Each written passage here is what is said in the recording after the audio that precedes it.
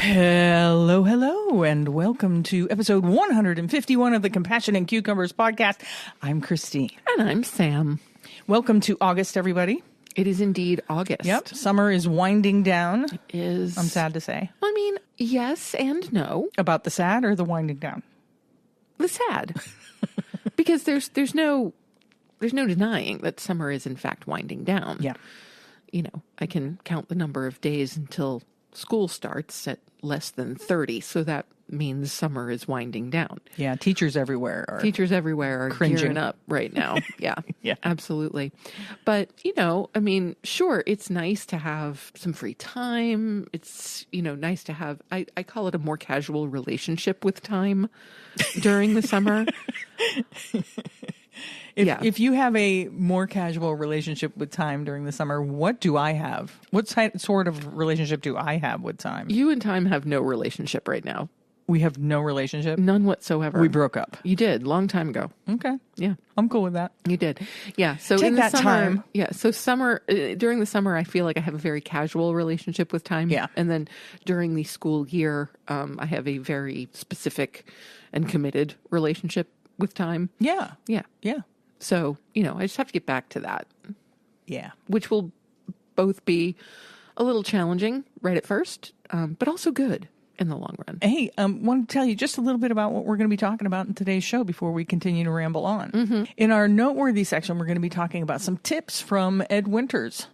Yes. From his new book. Yes, specifically tips for communicating with non-vegans. Yeah. And then in our main topic, we're going to be talking about a landmark case where the National Institute of Health, otherwise known as the NIH, has lost the lawsuit filed by some animal rights activists. So we'll get into that a little bit later. We do have a new Restaurant SOS. We'll talk about that and a vegan organ, all that jazz.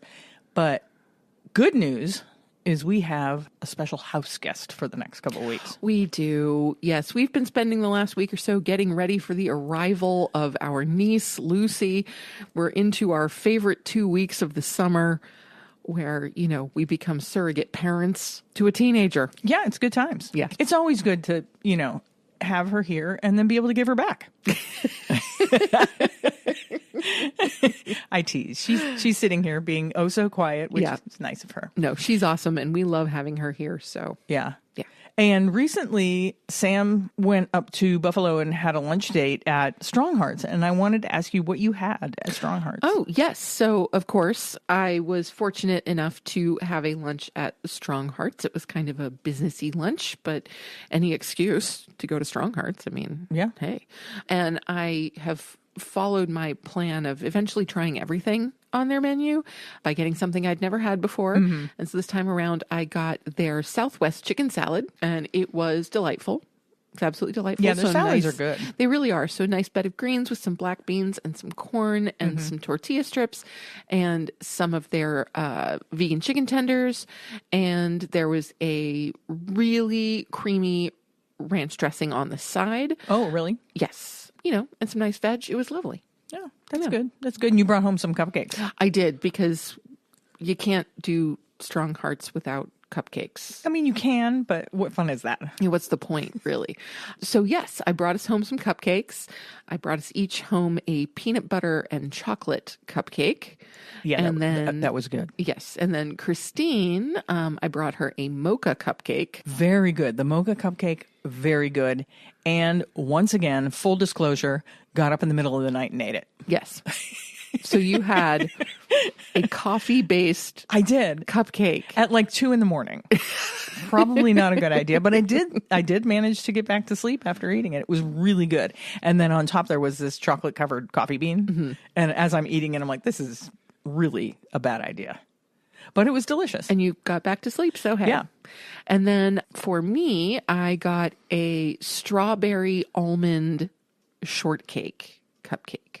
Yeah, and how was that? I loved it. Was it super almond forward or more strawberry forward? Super almond forward. So you get that really nice, like, kind of vanilla cherry combination almost. And then you get this beautiful hit of, like, strawberry preserves, nice vanilla buttercream. It was lovely. Yeah, it is true that almond in certain ways like almond extract, has kind of that cherryish hint to it. It's like those chocolate chip cookies that I like making. Yeah. Once I was making chocolate chip cookies and I realized mid-batch that I had run out of vanilla extract. Right. And you used almond And so extract. I used almond extract instead. And then I'm thinking, this could be interesting. And so I threw some dried cherries in It was with the chocolate chips. super happy accident. And they were amazing. Yeah, like they were some good. of the best chocolate chip cookies I've ever made, They which were is really saying good. something. So yeah, definitely have to make those again. Yeah. So that's what we've been up to. We don't have a recipe this week. I should mention, I know we're not using it as a recipe or anything, but Christine did make her absolutely fabulous chocolate chip banana bread yesterday. I did make that chocolate chip banana bread. You can get that recipe online because I developed that recipe for a collaboration that we did with Sarah Woodard. And I think I've talked about this in the past, where she asked us to contribute some recipes, vegan recipes, kid-friendly vegan recipes. And that was one of the recipes that I submitted to her. So it is on one of her blogs. If you go to sarahwoodardauthoress.com, I believe is her website. That sounds right. And just search on her blog, child-friendly recipes or kid-friendly recipes, and it'll come up. It's a good banana bread recipe. Nice. Yeah. Oh, it is. It's just beautiful. And I add chocolate chips. Yeah. And I usually add walnuts, but I forgot. And let me tell you, with the walnuts, it's perfect. Yeah. You get that wonderful textural difference from the walnuts, and So you this still one's get the sweetness from the chocolate chips. Less than perfect. It's fantastic. But that's okay. It's still wonderful. Yeah.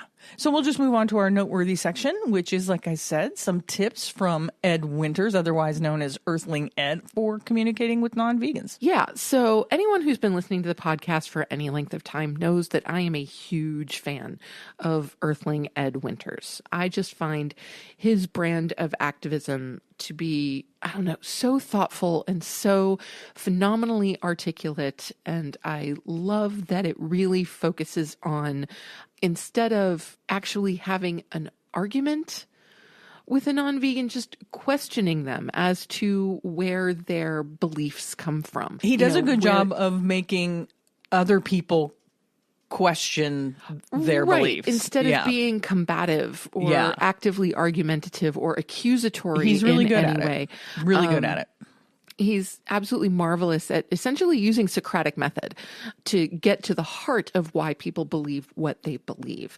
And so anyway, I've been on a reading kick the last few weeks and decided it was far past time that I pick up Ed Winters' most recent book, which is How to Argue with a Meat Eater and Win Every Time. Yeah.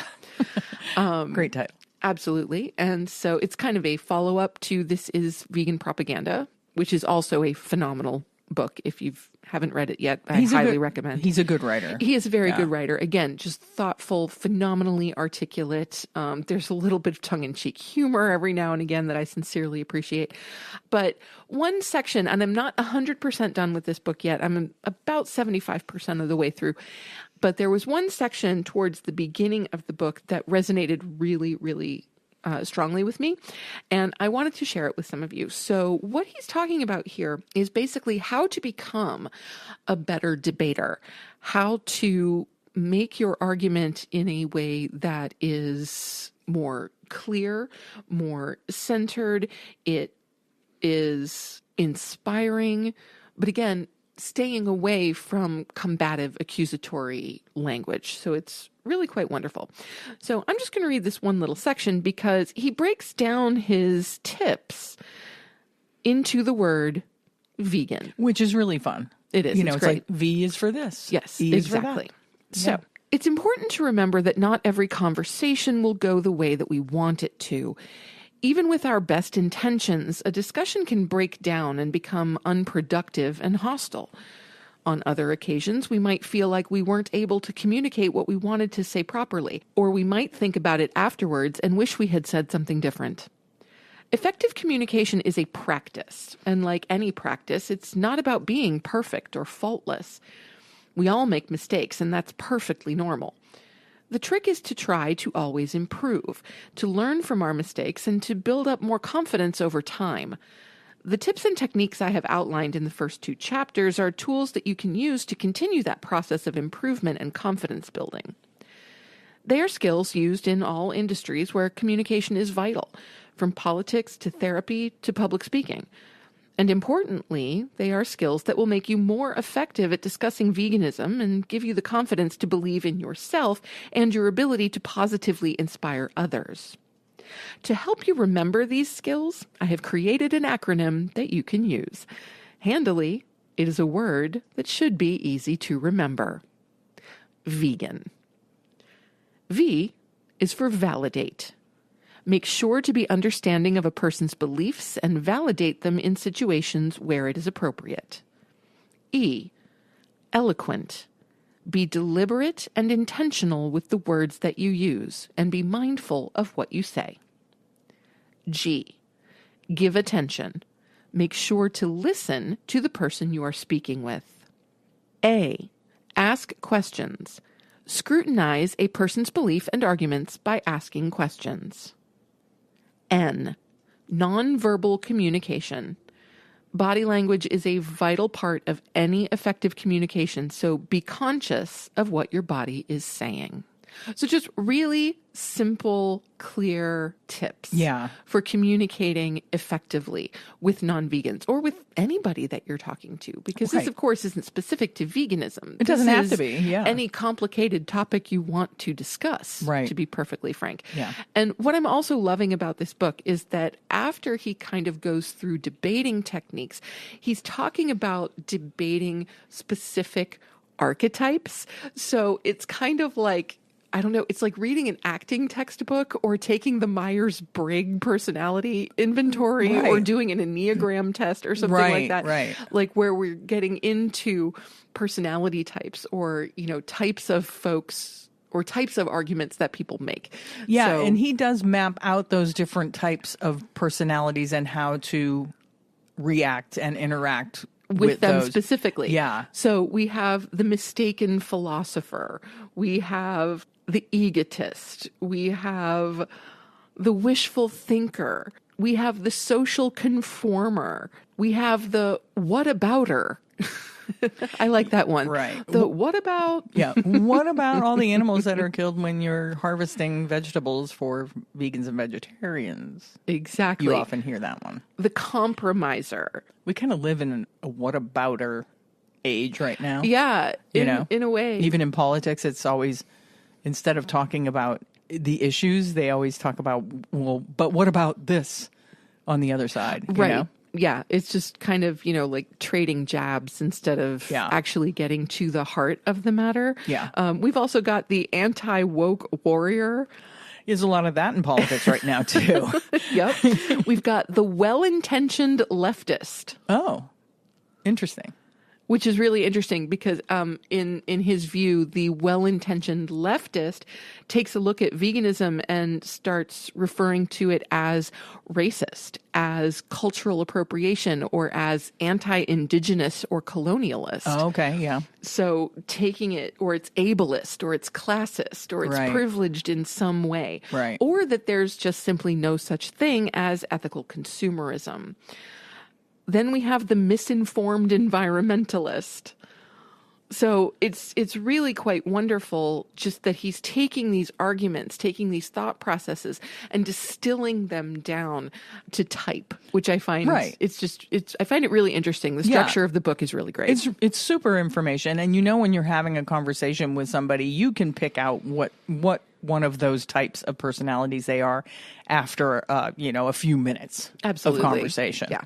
And so, you just keep that in your grab bag of responses and how to handle those specific personalities. It's really useful information. Yeah, it is. Yeah. So I can't recommend it any more highly. If you haven't had a chance to check it out, please give it a look. This is Earthling Ed Winter's latest book. It's not like hot off the presses. I'm a little late to the table, but it is called How to Argue with a Meat Eater and Win Every Time. Yeah, we'll leave a link to the book in the show notes if you want to grab a copy for yourself. We sure will. Yeah.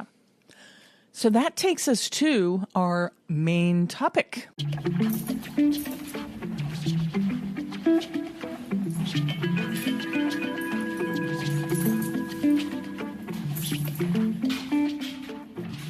This week's main topic, the NIH loses their latest round of free speech lawsuits filed by animal rights activists. So we're referencing an article here from science.org.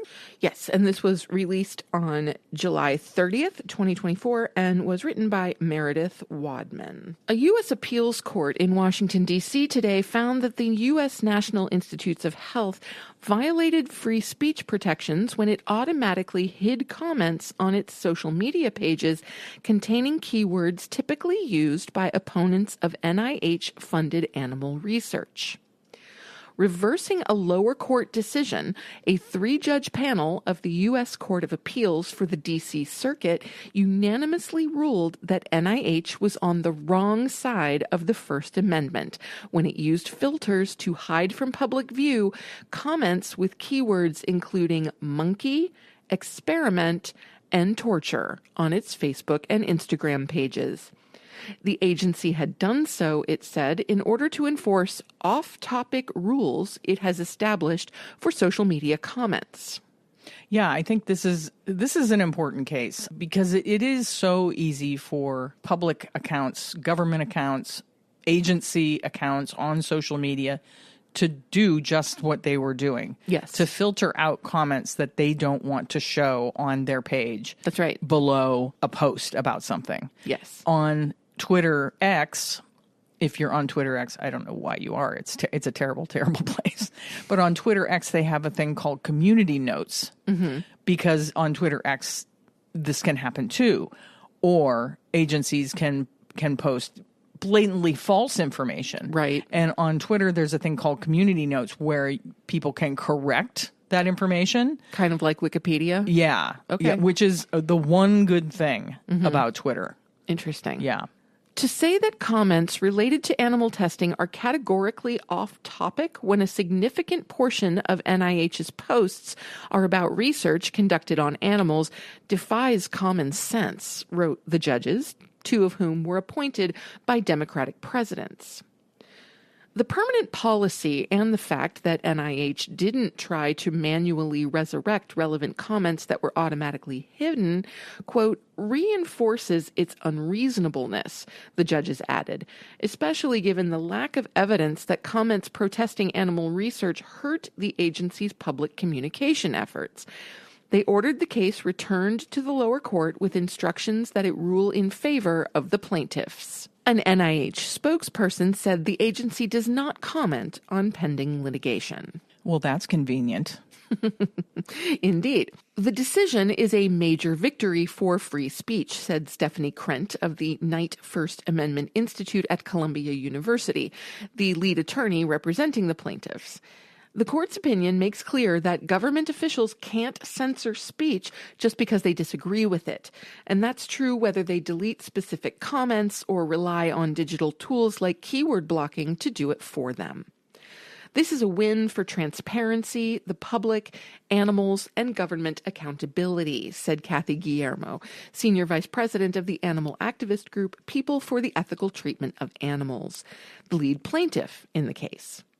PETA and 2 individuals, Madeline Krasno and Ryan Hartkopf, sued NIH 3 years ago after realizing the agency was hiding their comments.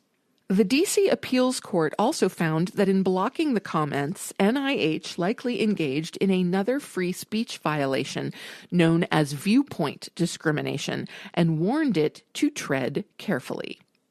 Yeah, have you ever heard of viewpoint discrimination? That's something new. That's a new term to me. I actually haven't. Yeah. And I'm really intrigued by it. It's a very intriguing part of the law, yes, right? Yes. This is one of those things I'm definitely going to need to rabbit hole a little bit. Yeah.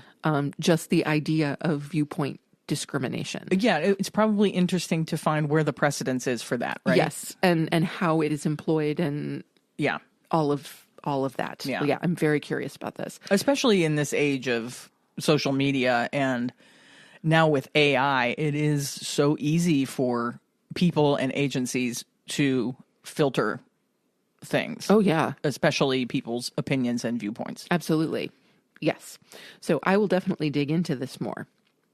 But the court didn't rule on this because it had already established that the unreasonableness of the agency's policy violated the First Amendment. The right to praise or criticize governmental agents lies at the heart of the First Amendment's protections, the court wrote, citing earlier case law. NIH chose to moderate its comment threads in a way that skews sharply against the appellant's viewpoint that the agency should stop funding animal testing by filtering terms such as torture and cruel, not to mention terms previously included such as PETA and #StopAnimalTesting. NIH voluntarily removed the last two words from its keyword list soon after the lawsuit was first filed. NIH has several options now. It could comply with the decision and remove the comment hiding keywords from its content moderation settings. It could request an en banc hearing in which all 15 members of the appeals court pass judgment on the plaintiff's appeal, or it could appeal directly to the U.S. Supreme Court. What do you think they're going to do? I don't know. Hard to say. Yeah. I wonder if they'll appeal it. I don't know. I really don't know. Yeah. Of course, I'm not in the think tank at the NIH, so I wouldn't have any insider information on this.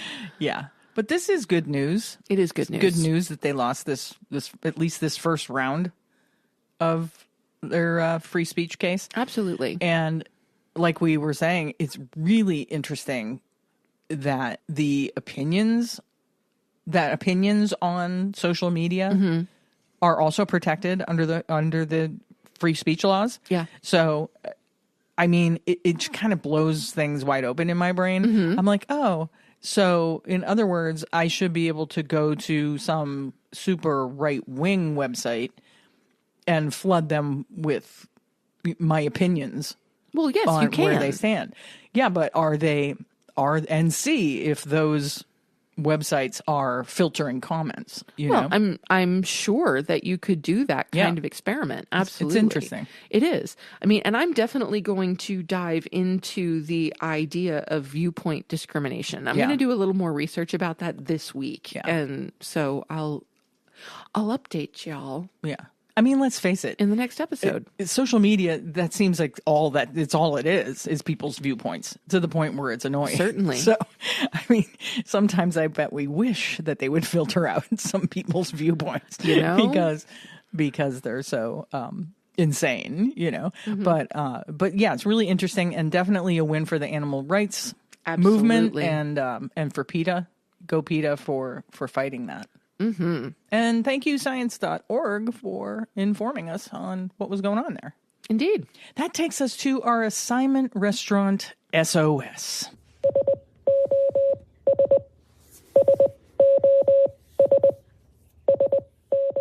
This week's restaurant is Vegeez Plant-Based Eatery, and that's VEGEEZ, Plant-Based Eatery, and they are in Waxhaw, North Carolina. I hope I'm pronouncing that correctly. Or is it just Waxhaw? Waxhaw, North Carolina? I have no more information than you do. Well, listener Micah nominated Vegeez, saying that they're a new family-run restaurant with a homey and comforting vibe. And what makes this place extra special for Micah is that she works there. Nice. So if you're in the Waxhaw, North Carolina area, go to Vegeez. Seek out Micah. Tell him we sent you. That's right. Yeah. And they are located at 1325 North Broome Street, Waxhaw, North Carolina, 28173. They are open from 11 a.m. to 7:30 p.m. Tuesday through Thursday, 11 a.m. to 8:30 on Friday and Saturday, and 8 a.m. to 1 p.m. on Sundays. And let's take a look at Vegeez' menu. Works for me. I love looking at menus. It's my favorite part. And it's great to hear that there are new vegan places opening up, because so great. The reason we started this is because we keep hearing, it seems like on a daily, sometime or weekly or sometimes daily basis, about a restaurant somewhere closing. Okay, I'm already seeing things that I'm very, very interested in. The first thing on their menu is they have a non-alcoholic Guinness. There you go. So if you don't want to, if you want a Guinness, you're feeling the mood for a Guinness, but you don't want any alcohol, I think that's so cool. I've never tried the NA Guinness, but I bet it's good. I'm looking at that Thai iced coffee right there. I'm not a coffee drinker in general, but an iced, dark, and rich coffee finished with sweetened condensed milk and cardamom. Wow, that sounds good. That's going to be vegan sweetened condensed milk. Yes. Yes. The drink above it, Pinky Out, sounds good. White strawberry cranberry juice, coconut milk, freeze-dried wow. strawberry. It sounds like That almost does sound good. like a strawberry lassie or something, right? Yeah. Absolutely. Sounds good. But looking at the appetizers, like I am all about that Indonesian cauliflower. It's mild yellow curry, garam masala topped with tahini sauce, pickled red onion, and fresh cilantro. I'm loving that. They have spinach and artichoke dip. And so anyone who loved spinach and artichoke dip prior to being vegan, Yeah. it's one of those things you kind of miss. And I think we've only had spinach artichoke dip once since going vegan. Oh, Crystal's spinach and artichoke Crystal's dip. spinach artichoke dip, which was so spectacular. Spectacular. So out of this world. Yes. We shared that recipe as a listener recipe a number of episodes back. And I'm pretty sure I put that recipe into the show notes. Yeah. I wish I could tell you the number of the episode it is, but we definitely did share that. And it was a really good spinach and artichoke dip. So, But they've got a banh mi. They've got carne asada tacos. They've got Korean tacos. They've got green coconut curry. That's one of my favorite things. yeah, it looks like they have a little of everything. It They really have, does. They have burgers. They have eggplant parm. Chicken and waffles. Like they're going from like soul food to Thai to Korean Yeah, to Indian. It's like all over the place. It's a little bit of something for everyone. And they also have a kids section on the menu. It's called Little Veg Heads. I love that so much. I know. Little Veg Heads. You can get their vegan chicken tenders. They call me Love Me Tender. Aww. They have a PB&J. They have a Krabby Patty and pasta with red sauce for kids. And that's really great. They also have a lovely list of desserts and shakes. They've got a citrus cheesecake, lemon and orange zest whipped in cream cheese on a traditional vanilla graham cracker crust. Like, bring it on. Yeah. I'm all about that. Yeah. They have a complimentary beer and wine program, and it says to please ask your server for the choices, or you can BYOB. That's awesome. That's cool. And then right on the menu, they have a little section that says created equal, and it says being kind doesn't cost anything. We respect all living beings and animals alike. Veggies is a 100% plant-based kitchen. However, we use soy, nuts, and gluten-based items. All menu items are prepared in the same space, fryer, grill. If you have a severe allergy, please let your server know, and we will do our best to accommodate any and all dietary restrictions. Many items can be modified to gluten-free. Just ask. That's great. Yeah. Yeah. So this sounds awesome. We are going to have to do a road trip at some point. Yeah. Yeah. Thank you, Micah, for nominating Veggies, and congratulations on their recent opening. I wish them nothing but massive amounts of success. Absolutely. And if you'd like to submit your favorite vegan restaurant, just drop us a line. You can text us using the link in our show notes or email us, and we'll give you all that information later in the show. And just tell us what the restaurant is, where they are, what you order, what you love about them, anything you want us to know about them, and we will add them to our list and shout them out, because it's really tough out there for small businesses, and Sure especially is. vegan small businesses. So, and that brings us to our favorite portion of the show. Must be listener shout out time. It's listener shout out. Just want to give a shout out to all my fans watching. I love you guys. I love you. This week's listener shout out goes to Anne Forno. Anne is a recent listener, and she submitted her favorite restaurant for our Save Our Vegan Restaurant segment. She's also active on our Facebook page. And I love that. Thank you so much for listening, Anne, and for interacting on our social media. That's so great. Please send us your t-shirt size and address so we can send you a Compassion and Cucumbers swag bag. And you can text us that information using the link in our show notes. Email us at compassionandcucumbers@gmail.com, or simply DM us or private message us on Instagram or Facebook. And for the rest of you out there, if you want a listener shout out, please text, email, or DM us. Let us know what you think of the show and tell us a little bit about yourself. You can also nominate your favorite vegan. Nominate someone else for a shout out. And don't forget that a shout out enters you into our Meeson Chef Knife giveaway later this year. And like we have been saying the last couple of episodes, I am severely low on listener shout outs. I'm not sure we'll have one next week. It's a sorry state of affairs. Yes, so please let us know you listen so we can shout you out. That's right. I mean, don't you want a swag bag? Who doesn't want a swag bag? Seriously. That brings us to our Vegan Org of the Week.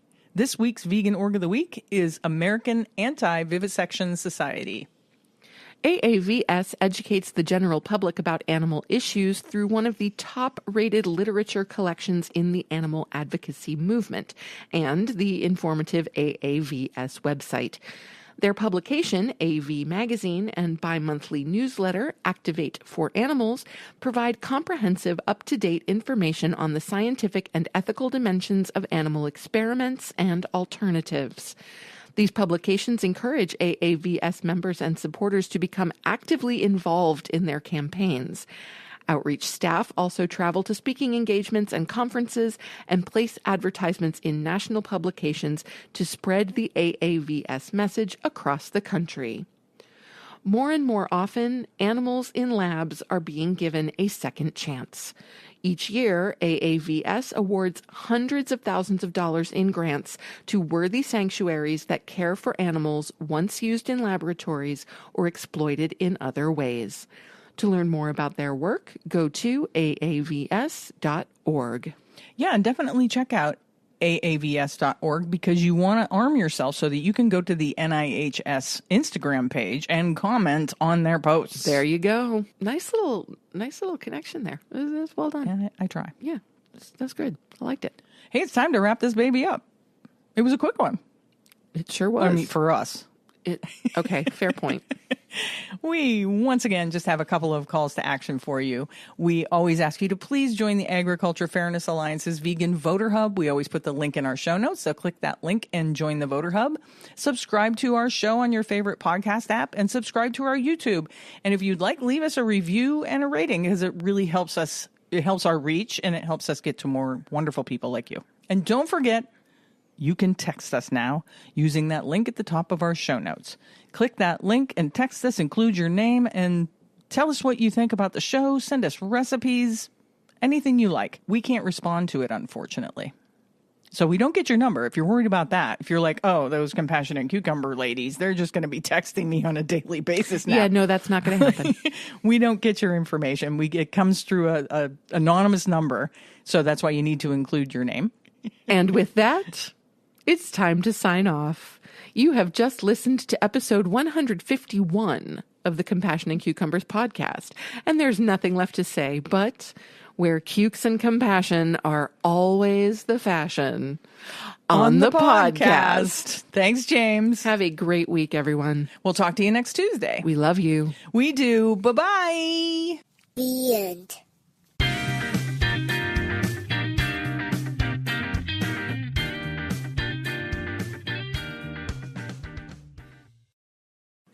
If you'd like to support the Compassion and Cucumbers podcast, well, you can do that by hopping on over to our Patreon page and becoming a patron. We have all the recipes from our vegan kitchen series up there, and we'll be adding some patron-only episodes in the near future. So thank you for supporting us at whatever level that you choose, and thank you again for listening to Compassion and Cucumbers podcast.